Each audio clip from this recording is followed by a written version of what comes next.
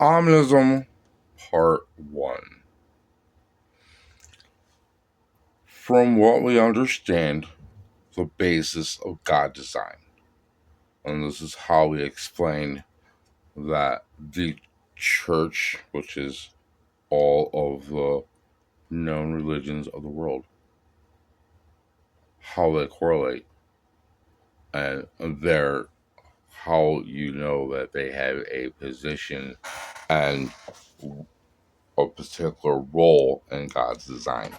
Okay? So the first part is creation.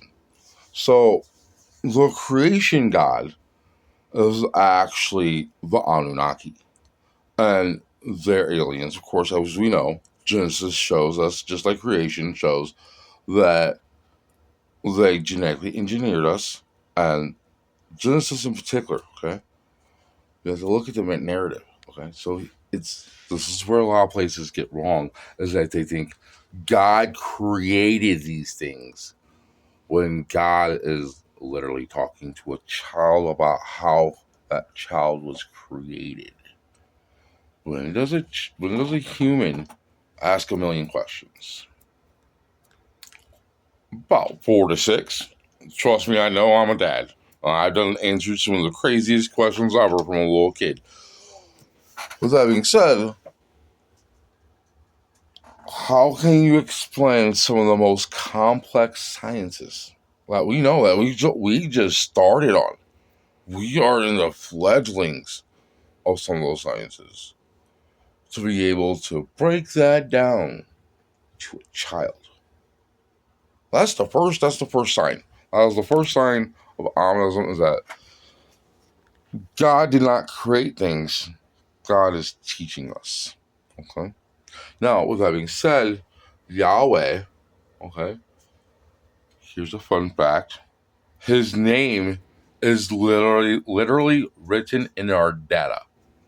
Go look at, like, he put that there. That is not God. That is our teacher.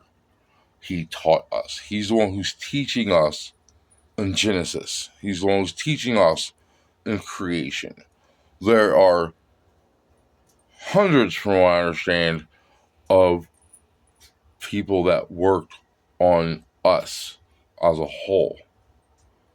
Okay? Which this also explains why there's monkeys and Neanderthals. So, Neanderthals and Homo erectus, or whichever one's, yeah, Homo erectus, I do believe, is the one that is just under us. Okay, it was Homo sapiens. It was basically like this. Neanderthals was the hardware. Homo erectus was the software. And when they made it, they made Homo sapiens. Okay, so that explains that. And primate and apes are the base DNA, um is the base DNA that they used to create us. That 1% is the genetic engineering that they did. Okay. So that is creation. Okay. So as we said, we correlate that text. So from what I understand and what I'm basing my religion off of is that there's a timeline from Genesis to Noah's Ark. And at Babylon, that's when God 2 comes in, spirituality. Now, here's the thing. We didn't make God. It seems as if we would have, but we didn't. God was God made us. In return, we memorialized him. We didn't worship him. We were remembering them.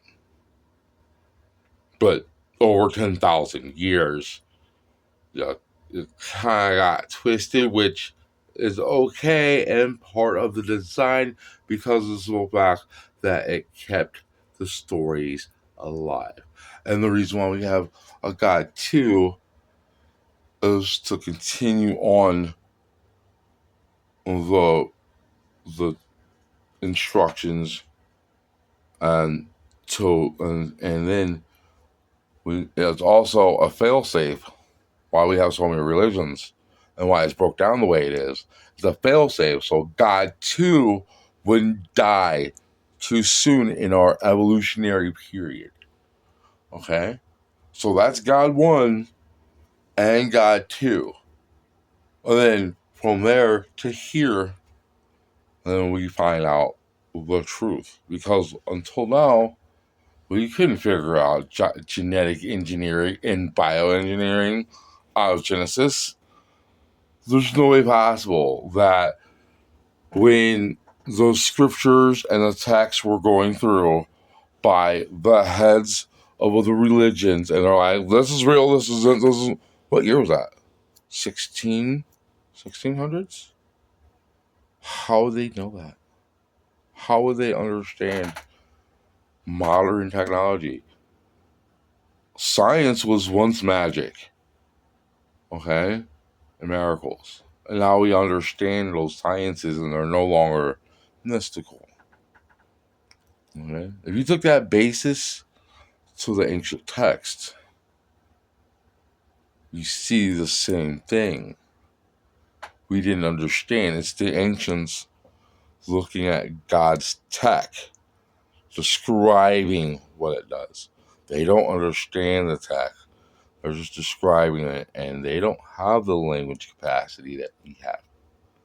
They don't have the descriptive text that we have. They are limited by their language. So, and their knowledge of science.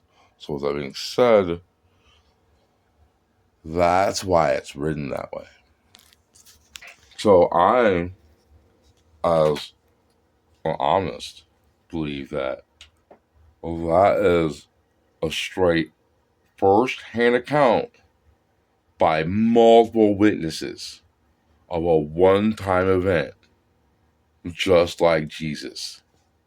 And we believe that all these sites, like the pyramids, like the harmonic chamber in India, like other places and other sciences that are connected to religion, is technology that was given to us by God. God as in the creators. So there's 4 named. Only 2 matter. Enlil is the one who is the engineer. He's the one who actually creates us. And Yahweh is our teacher. He's the one who takes care of us. I do believe the other 2 are administrative, but there's approximately 500 altogether.